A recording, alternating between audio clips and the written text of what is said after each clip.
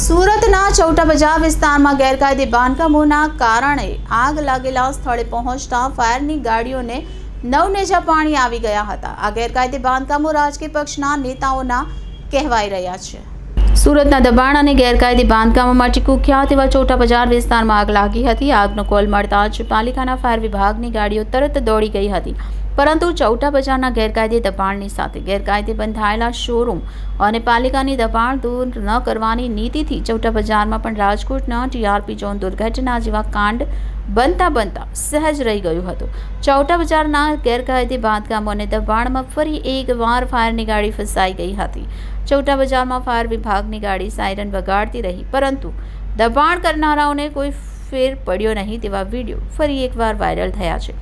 સુરત પાલિકાના સેન્ટ્રલ ઝોનમાં માથાભારે તત્વોના અને રાજકીય મિલીભગતથી ગેરકાયદે બાંધકામો અને દબાણના કારણે દિવસે ને દિવસે સ્થિતિ કફોડી થઈ રહી છે. ચૌટા બજારમાં ભારે દબાણના કારણે સ્થાનિકોને પોતાના વાહનો ઘર સુધી લઈ જવા ભારે મુશ્કેલી પડી રહી છે. લોકોની અનેક ફરિયાદ બાદ પણ પાલિકા તંત્ર ચૌટા બજારના દબાણ કે ગેરકાયદે બનેલા સ્ટ્રક્ચર દૂર કરવામાં સદંતર નિષ્ફળ રહી છે, જેના કારણે ન્યુસન્સ દિવસે ને દિવસે વધી રહ્યું છે. સુરત પાલિકાના ચૌટા બજારમાં દબાણના કારણે સ્થાનિક વાહન ચાલકોની હાલત કફોડી થઈ જાય છે.